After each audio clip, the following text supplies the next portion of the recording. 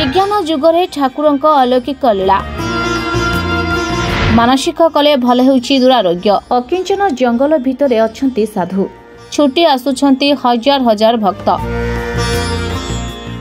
Fail मारिछि आधुनिक चिकित्सा पद्धति। आज भी विज्ञान जुगरे चली विश्वासर चिकित्सा। आधुनिक जुगरे चिकित्सा पद्धति आगेछि। अस्त्रोपचार माध्यम अंग प्रतिरोपण मध्य करा जाई परिछि, किंतु व्ययबहुल समस्त चिकित्सा पद्धति वास्तव में साधारण लोकों पाखरे संभव नुहे। सेथिपाई लोके अनेक मठ मंदिर और भिन्न भिन्न आध्यात्मिक परिवेश को आपणाई थांती। हाँ आज्ञा, अस्तरंग ब्लॉक शरीपुर पंचायत कुंडेश्वर ग्राम रे आदिम कालरू पवित्र प्राची तटरे पूजा पे आसुछंती साधु गोस्वामी।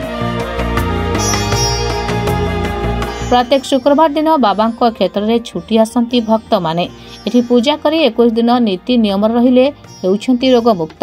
ए साधु बाबा पाखरे आपण जेकोसी रोग हिंदू आपण आसी मानसिक करी गुआ नड़िया बसैले आपणकर सबू रोग भल हो।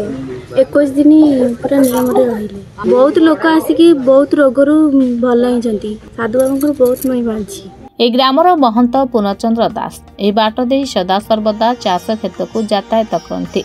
एकता जड़े महापुरुष राति पूर्णचंद्र को स्वप्नादेश देते ए स्थान थिबा बर वृक्ष मूल मो निवास। प्रत्येक दिन यातायात समय मते फूल आनीदेबू और क्षेत्र में जी भी पूजा करी मो नाम 21 दिन नियम रहिबे तार मनस्कामना पूर्ण हेबो।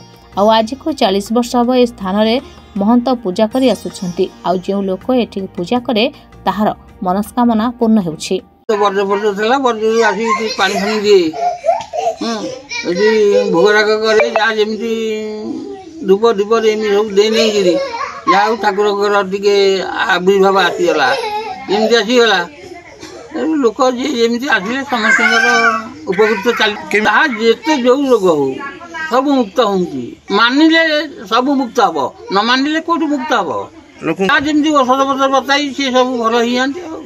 जहाँ मानसिक तुम देह व्यस्त है गोटे गुआ नड़िया बसैल तुम मानसिक मेकअप है किए से 21 दिन मसे यार भितर निश्चिंत मेकअप हम आ जो न हम मुझे ना देवी ये हो पारे तुम कहीं ये कर जाओ फेरी जाओ।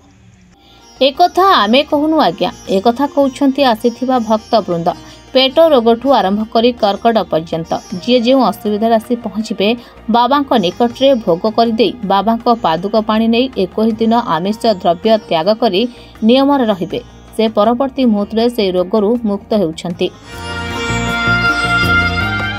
नाना प्रकार रोग ये अर्थ रोग भल होउछंती। आंठू गटी कार मुंड बिंधा होउची कार पेट रोग होउची से भी भल होउछंती। आ गोरु गाई जार क्षीर फीर न दौरान कि बिगाड़ी देती सी भी भल होती। हाँ बहुत दिन आम बाप अजा मलू आम देखु आज्ञा साधु मठ बोली प्रसिद्ध ये आज्ञा कि ना अनाबली गोचर पड़ा तो ये सेपटे एमती मटी रोड कराई जबकार पैसा हाँ बहुत आगामी बहुत लोग हे एवं तो बढ़िले ना लोक शनिवार रविवार शुक्रवार बहुत लोक ये 3 बार बहुत लोक भी उपकृत होती।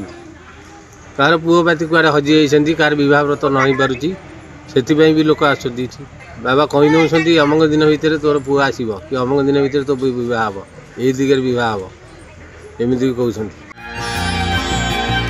घंच जंगल परिवेश मठ दे प्रवाहित होउछि पवित्र प्राची। थरे जी भी परिवेश को आसिबो से आ पुनर्बार जीवाकू चाहिनी। ए नियारा आ क्लांत मुक्त परिवेश भितरे बाबांक गादी आ एठी अन्य प्रकार आध्यात्मिक परिवेश आमे चिकित्सा पद्धति को विरोध करूनु, किंतु आध्यात्मिक वातावरण भितरे आज भी अनेक स्थान रही जोठी लोक मानक विश्वासर वास्तव दृश्य देखा मिले ई साधु गोस्वामी क्षेत्र में।